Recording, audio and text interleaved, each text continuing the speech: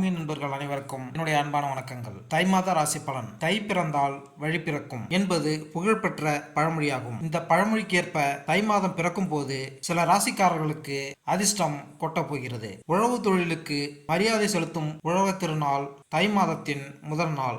அமாவாசை நாட்களில் பித்ருக்கள் பூஜையை முறையாக செய்து குடும்பத்தில் குழப்பம், சண்டை, வியாதி, வம்ச விருத்தியின்மை போன்றவை ஏற்படும். உலகில் உயிர்கள் பிறக்க காரணமாக இருப்பது சூரிய ஒளி என்பதால் இந்தியாவில் பெரும்பாலான விரதங்கள், பண்டிகைகள், விசேஷங்கள் சூரியனின் மையமாக வைத்து கொண்டாடப்படுகிறது. அதாவது சூரிய பகவான் தனுசு ராசியிலிருந்து மகர ராசிக்கு பெயர்ச்சியாகக்கூடிய மகர சங்கராந்தி ஜனவரி 15ஆம் தேதி, அதாவது தை மாதம் தொடங்க உள்ளது. சூரியனின் ராசி மாற்றத்தால் சிறப்பான பலன்களை பெறக்கூடிய ராசிகள் அல்லது ராசிக்காரர்கள் யார் என்பதை இங்கு பார்ப்போம். சூரிய பகவான் தன்னுடைய மகனான சனி பகவானின் வீடான மகர ராசியில் சஞ்சாரம் செய்ய உள்ளார். மகர சங்கராந்தியான தை மாதத்தின் 12 ராசிகளின் வாழ்க்கையிலும் சாதகமான தாக்கத்தினை ஏற்படுத்தும். கிரகங்களின் ராஜாவாகவும் ஆத்மகாரனான சூரிய பகவான் ஜனவரி 15ஆம் தேதி மதியம் 2:32 மணியளவில் மகரத்தில்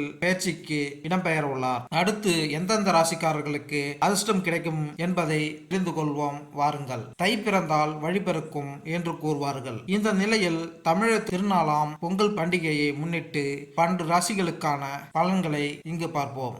கடகராசி. எனது அன்பார்ந்த கடகராசி அன்பர்களே, உங்களுடைய ராசிக்கு 3ஆம் பாவத்தில் கேது பகவான், 9ஆம் பாவத்தில் ராகு பகவான், 10ஆம் பாவத்தில் குரு பகவான் என்று மிகப்பெரிய ராஜ கிரகங்கள் நல்ல இடங்களை ஆக்கிரமித்துள்ளன. வாய்ப்புகள் தேடி வருவதற்கான மாதமாக இந்த தை மாதம் உங்களுக்கு அமைய போகிறது. உங்களுடைய 2ஆம் அதிபதியான சூரிய பகவான் 7ஆம் வீட்டில் அமர்ந்து உங்களுடைய ராசிக்கு ஒளியை கொண்டு வரப்போகிறது.